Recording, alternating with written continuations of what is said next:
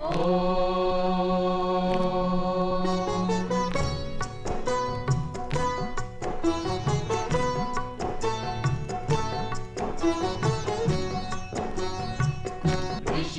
को लाख प्रणाम, गुरुवर को लाख प्रणाम, धर्म धुरंधर मुनिवर को कोटि कोटि प्रणाम, कोटि कोटि प्रणाम। नमस्कार। इस विशेष कार्यक्रम में हम आप तमाम दर्शकों का बहुत बहुत स्वागत करते हैं। जी हाँ, ये विशेष कार्यक्रम है आर्य समाज के संस्थापक महर्षि दयानंद जी की द्विशताब्दी के संदर्भ में। अभी तक आप लोगों के सम्मुख हम विभिन्न विषयों के साथ आए हैं इस कार्यक्रम के दौरान, और हम आपको बता दें कि ये कार्यक्रम जो है विशेष रूप से आर्य सभा मॉरिशस की पहल पर आप लोगों तक पहुंचाया जा रहा है। और आज जिस विषय पर हम बात करेंगे वो है द्विशताब्दी के संदर्भ में जो अंतर्राष्ट्रीय सम्मेलन आयोजित किया गया है। और ये खुशी की बात है, आज हमारे साथ दो मेहमान हैं आर्य सभा मॉरिशस के आर्य नेता डॉक्टर उदय नारायण गंगू जी। आपका बहुत बहुत स्वागत करते हैं इस कार्यक्रम में। धन्यवाद धन्यवाद। हाँ, और साथ में है आर्य सभा मॉरिशस के मैनेजिंग कमेटी के सदस्य श्री राजनारायण गति जी। आपका भी बहुत बहुत स्वागत करते हैं। तो सबसे पहले मैं डॉक्टर उदय नारायण गंगू जी से ये जानना चाहूँगी, जब आप लोग ये सम्मेलन आयोजित कर रहे हैं इस द्विशताब्दी के संदर्भ में, विशेष क्या है, किस तरह का ये सम्मेलन है? अच्छा, सबसे प्रथम तो हम अपने दर्शकों को आदर के साथ नमस्कार करना चाहेंगे और आपको धन्यवाद कि आपने यह प्रश्न किया। सम्मेलन हम क्यों कर रहे हैं, आपने भूमिका में बताया कि महर्षि दयानंद की जन्म शती 200 साल द्विशती के संदर्भ में यह अंतर्राष्ट्रीय सम्मेलन है। और सम्मेलन है गिरमिटिया देशों में आर्य समाज। हम जानना चाहेंगे कि भारत से जब मज़दूर लोग दूसरे दूसरे देशों में गए और गिरमिटिया देश कहलाए वे सब देश, तो वहाँ जाकर उन लोगों की स्थिति क्या रही, धर्म की दृष्टि से सामाजिक स्थिति क्या है, राजनीतिक स्थिति क्या है, और क्या उन लोगों ने अपनी संस्कृति को बचाकर बराबर रखा है या नहीं। इन सब बातों को ध्यान में रखते हुए हमने इस अंतर्राष्ट्रीय सम्मेलन का आयोजन किया है और संदर्भ वही जन्म द्विशती के अवसर पर है। तो डॉक्टर जी, आप हमें बताएं कि जब हम इस सम्मेलन के बारे में बात करें, आपने कहा कि गिरमिटिया देशों में, तो वे गिरमिटिया देश कौन कौन से देश हैं? हाँ, ऐसे तो गिरमिटिया देश विशेषकर एक तो हमारा मॉरिशस ही है और दूसरा दक्षिण अफ्रीका में डरबन में बसे हुए लोग हैं, फिजी में हैं, सूरीनाम में है, गुयाना में है। और इन देशों से कभी कभी राजनीतिक उथल पुथल के कारण लोग निकले और कुछ लोग हॉलैंड में जाकर बस गए, कुछ लोग न्यूजीलैंड में जाकर बैठ। तो गिरमिटिया देश क्यों हम कहते हैं, क्योंकि जो भारत वर्ष से निकल कर लोग वहाँ पर गए थे मजदूरी के लिए और रोटी रोज़ी कमाने के विचार से निकले थे। कोई पढ़े लिखे लोग तो नहीं थे, अनपढ़ थे, और यदि अनपढ़ नहीं थे तो बहुत कम पढ़, अंग्रेज़ी का तो ज्ञान ही नहीं था। तो अग्रीमेंट को लोगों ने गिरमिट कहना शुरू कर दिया और गिरमिट से ही गिरमिटिया देश कहलाना संभव हुआ उन लोगों की दृष्टि में। अतः गिरमिटिया देश के अंतर्गत रहकर उन लोगों ने अनेक यातनाएँ सही और उन यातनाओं को सहकर देश को आबाद किया, अच्छा बनाया, उन्नत किया देश को। तो आज स्थिति क्या है, जब वो निकले थे 19वीं शताब्दी में भारत छोड़कर अनेक देशों में रोटी खोजने के लिए, रोजी खोजने के लिए, तो उस समय तो अनपढ़ थे, बहुत यातनाओं को सहने के पश्चात उन देशों में बसे और आज हमारे ही देश को लीजिए, बहुत उन्नत हो गए हैं भारतीय मूल के लोग इस देश में। उसी प्रकार अन्य देशों में भी यहाँ जिस तरह गिरमिटिया देश में बस कर भी हमारे पूर्वजों ने अपने बच्चों को पढ़ा लिखा कर योग्य बनाया, सक्षम बनाया, और तो और देश की सत्ता भी संभालने के काबिल बना दिया। राष्ट्रपति हैं हमारे लोग प्रधानमंत्री बने। उसी प्रकार गिरमिटिया देशों के अंतर्गत कभी फिजी में भी हमारे मुल्क के लोग प्रमुख स्थान पर आए। सूरीनाम में इस समय चान संतोखी जी हैं जो प्रमुख रूप से हैं, और गुयाना में आप देखेंगे तो इरफान अली जी हैं जो भारतीय मूल के लोग हैं। तो किस दशा में लोग 19वीं शताब्दी में गए थे और आज किस तरह उन लोगों की उन्नति हुई है। परंतु आर्थिक उन्नति ही नहीं, हम जानना चाहेंगे इस सम्मेलन के दौरान कि धार्मिक सामाजिक स्थिति उनकी क्या है। अतः एक संबंध स्थापित करने के विचार से हम इस प्रकार का सम्मेलन करने जा रहे हैं। जब हम लोग बात करते हैं स्वामी दयानंद जी के जन्म के बारे में, और 200 साल पूरा हो जाएगा यानी अगले साल फरवरी महीने में। हाँ, और ये सम्मेलन हम देख रहे हैं विभिन्न देशों में, खासकर जब हम भारत में भी देखते हैं तो विभिन्न तरह के आयोजन किए गए हैं इस संदर्भ में। लेकिन मॉरिशस में ये सम्मेलन आयोजित किया जा रहा है जी। और गिरमिटिया पर कब से कहाँ पर करे हैं, थोड़ा सा विस्तार से गतिज अगर आप बताएं। सभी दर्शकों को हार्दिक अभिवादन है। जिस तरह से आपने अभी जिक्र किया, भारतीय प्रधानमंत्री मोदी जी ने इस कार्यक्रम का उद्घाटन किया भारत में। तो इससे पहले भूमिका के रूप में मैं केवल 2 शब्द आर्य समाज पर कहना चाहूँगा। क्यों 200 वर्ष बाद भी, स्वामी जी का जन्म 200 वर्ष पूर्व हुआ था, क्यों आज भी हम उनको याद करते हैं, क्या कारण है। जिस तरह से मोदी जी ने कहा वहाँ पर दिल्ली में, वो गए थे अमेरिका, वहाँ पर जो संसद है, जो वहाँ पर जो सांसद हैं, जो कांग्रेसमैन लोग जो हैं, उन लोगों के बीच में उन्होंने वेद की चर्चा की। कहा कि ये वेद के जो मूल्य हैं, वेद के जो दर्शन, उसकी फिलोसॉफी है, उसके आधार पर हमारा देश चलता है। और विशेष रूप से स्वामी जी ने जो कार्य किया वो वेदों का प्रचार किया। और दूसरी महत्वपूर्ण बात थी कि महिलाओं के लिए उन्होंने समान अवसर दिया, शिक्षा के लिए, प्रगति के लिए, उन्नति के लिए। और उन्होंने यह भी जिक्र किया कि हमारे देश में, मतलब भारत में, मैं मोदी जी की बात कर रहा हूँ, वहाँ पर एक महिला राष्ट्र नेत्री है, वहाँ राष्ट्रपति जो प्रेसिडेंट है, यहाँ तक और हर एक क्षेत्र में वो महिलाएं जो हैं नेतृत्व कर रही हैं, ये गौरव की बात। तो वहाँ से बात शुरू होती है।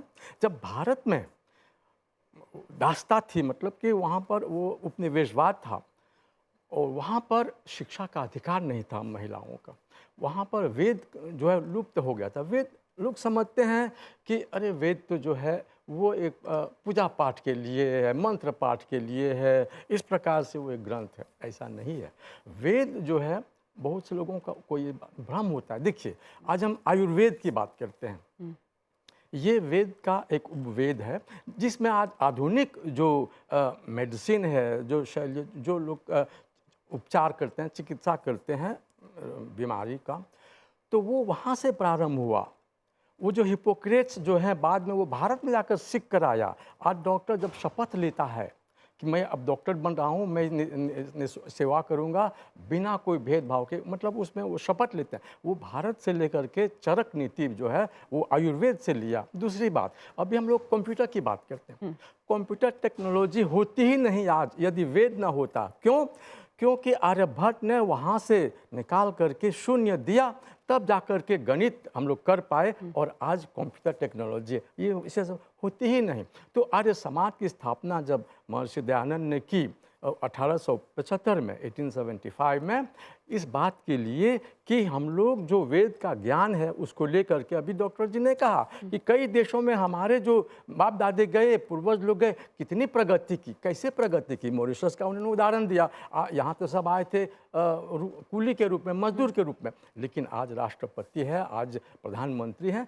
ये वेद के अगर मॉरिशस पे अगर आर्य समाज ना होता, और 1875 में जब उसका ये हुआ निर्माण स्थापना हुई उसकी, 25 वर्ष के अंतर्गत मॉरिशस में भी यहाँ पर उसकी स्थापना हुई, 25-30 वर्ष के अंतर्गत 1903 में लगभग। तो उस समय इतनी सुविधा नहीं थी संचार के लिए, संपर्क के लिए, संप्रेषण के लिए, कोई सूचना के लिए, परंतु इतने कम समय में पूरे विश्व में आर्य समाज फैल गया। क्यों? इन सब मूल्यों के कारण। तो आज जो स्थिति है विश्व भर में, हमको यह मूल्यांकन करना है कि हर एक क्षेत्र में, भाषा के क्षेत्र में आर्य समाज ने, और राष्ट्र निर्माण के क्षेत्र में बात चल रही थी, इस सब में आर्य समाज ने सहयोग किया। वो बाप दादे जो एकदम असहाय थे, जो जिनके पास कोई सुविधा नहीं थी, कोई सुख नहीं था, उन लोगों ने आर्य समाज के माध्यम से लेकर के अपने जीवन का जो है उद्धार किया। और आज हमको यह इसका मूल्यांकन करना है, आपको चिंतन करना है, आत्ममंथन करना है कि वहाँ से निकल कर आज हम कहाँ पहुँचे हैं, क्या करना है। तो क्यों गिरमिटिया देश? देखिए, संयुक्त राष्ट्र संघ है, परंतु इसके बावजूद आपके कई उप संघ हैं, जैसे कि यूरोपीय संघ हैं, अफ्रीकी संघ हैं। इसी प्रकार से हालांकि बड़े बड़े जो हैं हमारे संघ हैं, तो केवल गिरमिटिया देश हैं, इनकी समस्या अलग है। क्या समस्या अलग है? वहाँ पर कई देश हैं हमारे, जो गिरमिटिया देश बताया गया, जहाँ पर मजदूर लोग ले जाए गए थे, वहाँ देवनागरी नहीं है, हिंदी बोलते हैं तो रोमन लिपि में लिखकर। तो हमको आपस में आज अलग थलग रहकर आप कार्य नहीं कर सकते हैं। आपको साथ में मिल करके, आज तो विश्व एक ग्राम हो गया, एक गांव हो गया है, एक शहर हो गया है, तो मिल करके हम लोगों को काम करना है। जो हमारे साधन संसाधन है, उसका किस प्रकार से हम लोग सहयोग कर सकते हैं। तो यह उद्देश्य यही है कि हम मिल बैठकर विचार करें, चिंतन करें, आज आर्य समाज कहाँ पहुँचा है, कहाँ जाना है, क्या कर सकते हैं और किस प्रकार से एक दूसरे का सहयोग कर सकते हैं। बिल्कुल, हाँ। गंगू जी, आप हमें बताएं कि जैसे अभी गति जी ने काफ़ी विस्तार से बताया कि कैसे जो गिरमिटिया हैं कई देश में गए और विकास भी हुआ। मॉरिशस में भी जैसे आपने बताया कि काफ़ी विकास हुआ। हम जब आज बात कर रहे हैं इस सम्मेलन के बारे में, इस सम्मेलन में विशेष रूप से गिरमिटिया लोगों के बारे में बात करने जा रहे हैं, तो आप बताएं कितने कैसे कहेंगे प्रतिनिधि यहाँ पर उपस्थित होने वाले हैं इस सम्मेलन में? अच्छा, देखिए, प्रतिनिधि विशेष रूप से वहाँ से आ रहे हैं जहाँ जहाँ आर्य समाज है। उदाहरण के लिए डरबन में आर्य समाज है, आर्य समाज की स्थापना हुई है। फिजी में आर्य समाज है, सूरीनाम में आर्य समाज है, हॉलैंड में आर्य समाज है, न्यूजीलैंड में आर्य समाज है। तो वहाँ के, और यद्यपि भारत से लोग निकल कर गए हैं, हम जड़ को भी नहीं छोड़ रहे हैं। भारत से भी हम कुछ लोगों को बुला रहे हैं, तो वहाँ से भी कम से कम 10 लोग भारत से आएंगे और बाकी स्थानों से 30-40 लोग आ रहे हैं। तो प्रतिनिधि के रूप में कोई 50 व्यक्ति विदेशी, तो हम नहीं बोलेंगे गिरमिटिया देश के हमारे बंधु लोग जो हैं वो कोई 40 लोग आ रहे हैं और भारत से 10 आएंगे। 50 प्रतिनिधि के रूप में इस देश में आ रहे हैं, परंतु यहाँ के जो हमारे निवासी हैं, बहु बड़ी संख्या में लोग भाग लेंगे और विभिन्न प्रकार के कार्यक्रमों में उन लोगों को सम्मिलित करने का विचार किया गया है। तो आप हमें बताएं कि जैसे आप आर्य सभा मॉरिशस के आर्य नेता हैं, काफ़ी वर्षों से आप सक्रियतापूर्वक कार्य करते आ रहे हैं, तो मॉरिशस भर में आर्य समाज कितनी शाखाएं हैं? आर्य समाज की कितनी शाखाएं? आर्य समाज की शाखाओं के बारे में आप कहेंगे तो कोई गांव ऐसा नहीं है मॉरिशस में जहां आर्य समाज की एक शाखा नहीं है। 9 ज़िलों में 400 शाखाएं हैं आर्य समाज की, और इन शाखाओं को ठीक तरह से नियंत्रित करने के लिए हर ज़िले में हम लोगों ने एक आर्य ज़िला परिषद की स्थापना की है। प्रत्येक ज़िले की परिषद में कम से कम 40 समाज हैं।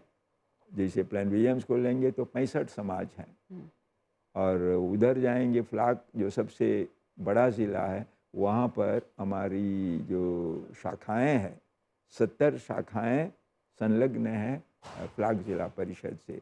तो पूरे मॉरिशस को हम लेंगे तो 400 से ऊपर शाखा समाज हैं। और आपको जानकर प्रसन्नता होगी कि इन शाखा समाजों में महिला समाज भी बहुत से हैं।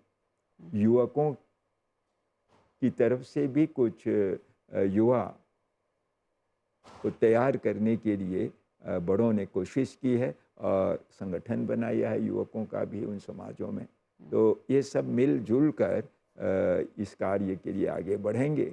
और प्रश्न आपका था कितने समाज हैं, तो 400 से ऊपर हैं।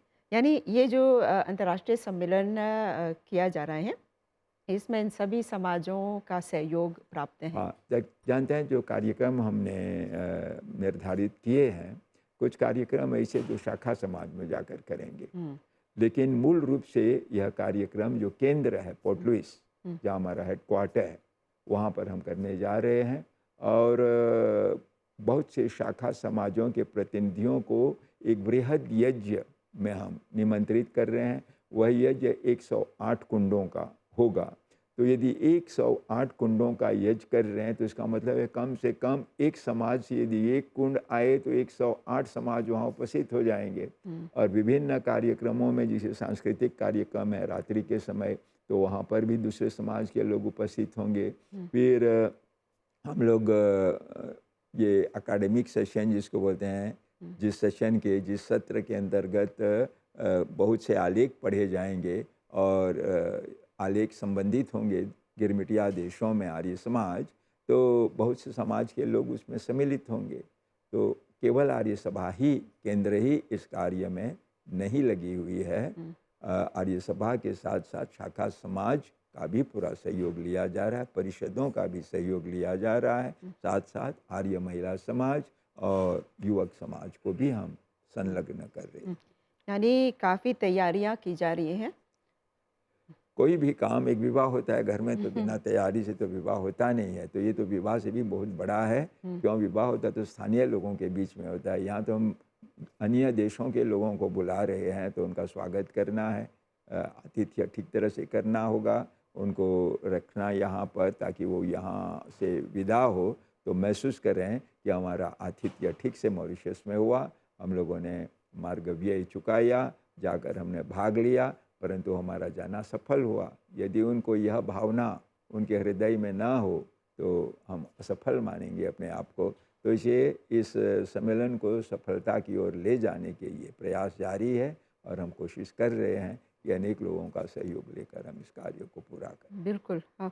और गति जी, हम अपने सवाल पर एक बार फिर से आ रहे हैं, जिसे हमने शुरू में आपसे पूछा कि ये जो सम्मेलन है कब शुरू हो रहा है और कितने दिनों तक चलेगा और कहाँ पर इसका आयोजन किया जा रहा है? देखिए, प्रमुख रूप से 3 दिनों तक यह कार्यक्रम चलेगा। प्रथम जो उद्घाटन है वो 28 जुलाई को हम लोग MGI में, महात्मा गांधी संस्थान में करेंगे शाम के 4 बजे। और उसके बाद फिर वहीं पर लोगों को हम लोग सत्कार करेंगे भोजन से। परंतु साथ में यह भी है कि जिस प्रकार से मॉरिशस की बात है, जहाँ जहाँ हमारे बाप दादे गए, हमारे पूर्वज वो गए, साथ में अपनी लोक संस्कृति लेकर गए, लोक संगीत लेकर गए, बहुत सारी बातें अपने जो रीति रिवाज लेकर गए। तो हमने यह भी मांग की है, जो हमारे प्रतिनिधि लोग आ रहे हैं गिरमिटिया देशों से, कि कुछ कलाकारों को लाएं। जैसे मॉरिशस में हम लोग कुछ भोजपुरी गीत गाते हैं, जो भी प्रस्तुत करते हैं इस दिशा में, इस संगीत के क्षेत्र में। तो जो उद्घाटन हो जाएगा तो MGI में रात्रि में हम लोग करीब 7 बजे ये जो लोक गीतों का एक सांस्कृतिक कार्यक्रम हम लोग वहाँ पर आयोजित करेंगे। जो विदेश से जो लोग आ रहे हैं, स्थानीय लोग भी रहेंगे। तो यह हुआ प्रथम दिन शुक्रवार 28 जुलाई को MGI में। दूसरे दिन शनिवार को प्रातः हम लोग प्रारंभ करेंगे यज्ञ से आर्य भवन आर्य सभा पोर्टवी में। इसके बाद 9 बजे से प्रथम सत्र प्रारंभ होगा। प्रथम सत्र क्या होगा कि जो विभिन्न देश हैं उनमें आज आर्य समाज की क्या स्थिति है, आपके यहाँ क्या हाल है, वहाँ क्या हो रहा है, वो सब प्रतिनिधि बताएंगे विभिन्न देशों के अपने अपने देश के बारे में। ये प्रथम सत्र हुआ 1.5 घंटे का। दूसरा सत्र फिर 1.5 घंटे का चलेगा। उसमें ये बताया जाएगा, ये प्रश्न होगा, विषय होगा कि प्रशिक्षण की सुविधाएं, संभावनाएं, कि आपके देश में प्रशिक्षण की क्या स्थिति है। प्रशिक्षण का अर्थ हुआ कि हिंदी की पढ़ाई किस प्रकार से चल रही है, शिक्षकों का प्रशिक्षण वहाँ किस प्रकार से, संस्कृत भाषा की पढ़ाई वहाँ पर किस, आपके यहाँ पुस्तकें उपलब्ध हैं, प्रकाशन के लिए पुस्तक पत्र पत्रिका, क्या सुविधाएं हैं, क्या प्रशिक्षण है, वहाँ पर क्या कार्य होता है, अगर आपस में हम लोग परस्पर सहयोग कर सकते हैं। इसके बाद योग के लिए, संगीत के लिए, इस प्रकार से हम लोग देखेंगे। और साथ में यज्ञ हवन के लिए, सत्संग के लिए क्या सुविधाएं हैं, क्योंकि हर देश में हर प्रकार की, देखिए यहाँ पर हम लोग, हमारे जब बाप दादा आए तो पूर्व से कोई यहाँ पर आबादी नहीं थी, आकर के लोग बसाए गए, कई देशों में लोग पूर्व से हैं। तो इस प्रकार से देखा जाएगा कि क्या सुविधाएं हैं वहाँ पर।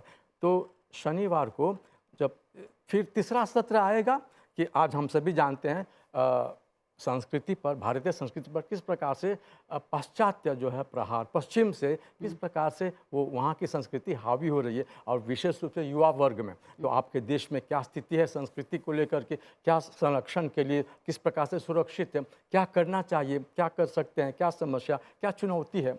तो यह तीसरा सत्र रहा। और चौथा सत्र हमने जिस तरह से कहा, कई देशों में तो लोग राष्ट्रपति हैं, प्रधानमंत्री हैं, मंत्री हैं इत्यादि, तो राष्ट्र निर्माण में सबका सहयोग रहा है, सबकी सहायता रही। मॉरिशस में स्वतंत्रता आंदोलन में आर्य समाज ने प्रमुख भूमिका निभाई है। तो आज क्या स्थिति है उस राष्ट्र के निर्माण में, कहाँ तक हम पहुँचे हैं, क्या करना होगा। और राष्ट्र के, देश के विकास की अलग बात है, राष्ट्र का निर्माण वो अलग बात है। तो ये चौथा सत्र होगा।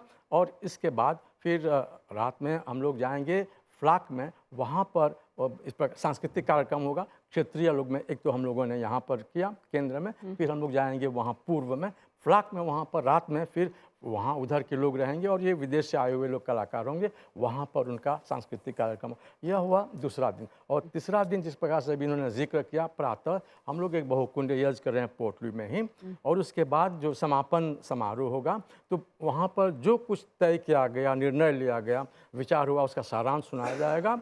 और इसके बाद फिर रात में हम लोग जाएंगे मेबर्ग, वहाँ पर सांस्कृतिक कार्यक्रम होगा मेबर्ग में।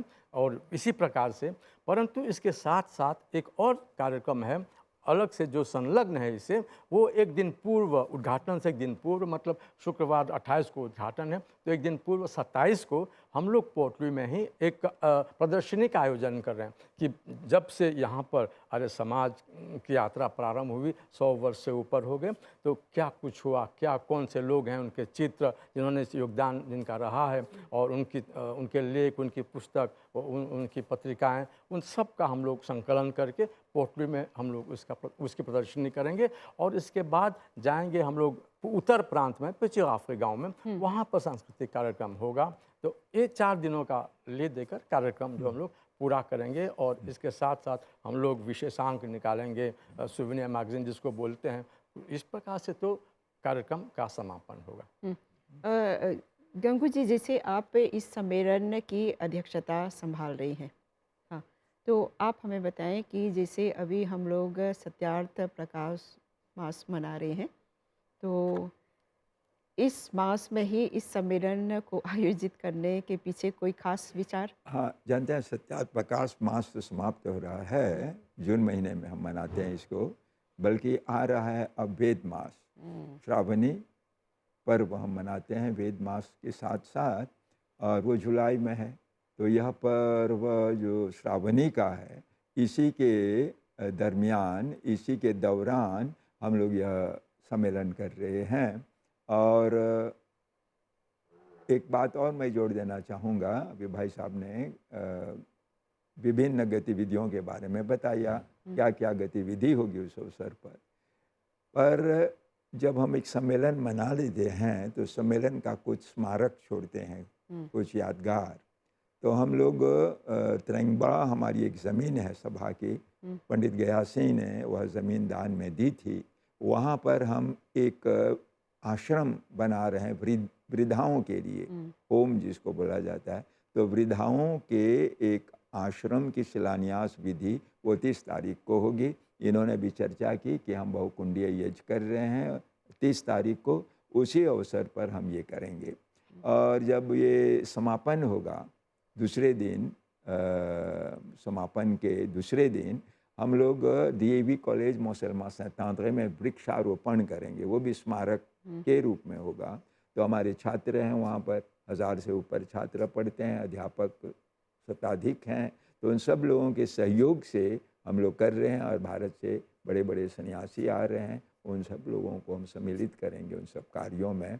तो प्रश्न आपका था कि हमने सत्यात्मकाश मास में क्यों आयोजित किया, तो सत्यात्मकाश मास नहीं, वेद मास। और वेद मास में हम वेदों का खूब पठन पाठन करेंगे, वो वेदों के ऊपर व्याख्यान होंगे। हमारे जो साधु संत भारत से आ रहे हैं, सन्यासी बहुत मात्रा में 5-6 तो सन्यासी ही आ रहे हैं भारत से, तो उन लोगों से हम स्थान स्थान पर वेद मास के दौरान वेद प्रवचन करवाएंगे। और जो यज्ञ होगा, तो यज्ञ का प्रसाद क्या है? यज्ञ का प्रसाद है वातावरण को सुगंधित करना, पर्यावरण को जो प्रदूषण है उसको दूर करना। तो इसे हम वृक्षारोपण पर विशेष ध्यान देंगे उस अवसर। इस पर मैं जोड़ना चाहूँगा, बिल्कुल, हाँ। संदर्भ की बात आपने की। देखिए, एक विशेष बात है, गांधी जी यहाँ पर आए थे 1901 में, और लौटने के बाद जब उन्होंने स्थिति यहाँ पर देखी मजदूरों की, तो उन्होंने मणिलाल डॉक्टर को 1960 में यहाँ पर भेजा।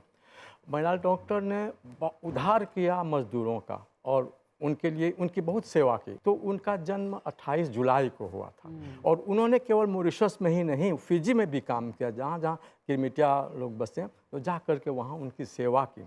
तो ये संदर्भ उसमें भी वो संलग्न होता है कि जब वो उनका जन्म हुआ, तो ये भी उनको हम लोग समर्पित करते हैं, क्योंकि विभिन्न देशों से आ रहे हैं लोग, गिरमिटिया देशों से, और उन्होंने विशेष रूप से वकील थे और गिरमिटिया देशों में बहुत उन्होंने कार्य किया है। कोई सुनने वाला नहीं था, कोई इनके पकड़ करके उनको जो मजदूर थे बिना मतलब बिना कारण जेल में बंद कर देते थे। ये वकील थे, उनको छुड़ा कर आते थे, बहुत मतलब कार्य किए हैं। तो ये भी समय नहीं उस पर चर्चा, लेकिन ये भी उनको समर्पित है ये जो सम्मेलन है।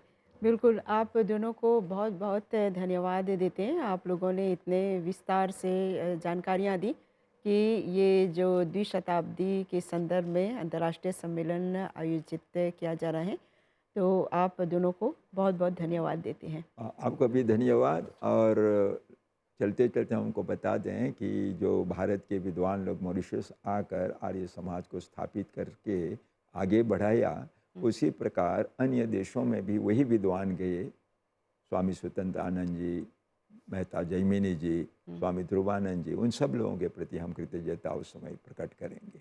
धन्यवाद। चलते चलते हम सभी दर्शकों को और आम जनता को निमंत्रित करते हैं इस सम्मेलन में भाग लेने के लिए, क्योंकि यह सीमित नहीं है केवल आर्य समाज के लिए, परंतु पूरे देश के लिए, पूरे देश की जनता के लिए, जिनको भी इच्छा हो, रुचि हो, वो आकर इसमें भाग ले सकते हैं। हम सबका नमस्ते। जहाँ स्वामी दयानंद जी की द्विशताब्दी के उपलक्ष्य में आयोजित आज के इस कार्यक्रम में हमने आप लोगों को जानकारियाँ दी उस सम्मेलन के बारे में जो मॉरिशस में आयोजित किया जा रहा है जुलाई महीने में, और हम यही उम्मीद करते हैं कि आप लोगों को काफ़ी जानकारियाँ प्राप्त हुई होगी। तो इस कार्यक्रम को हम यहीं पे विराम देते हैं। एक अन्य कार्यक्रम के साथ आप लोगों के सम्मुख आएंगे। अभी के लिए हमें और हमारी पूरी टीम को आज्ञा दीजिए। नमस्कार।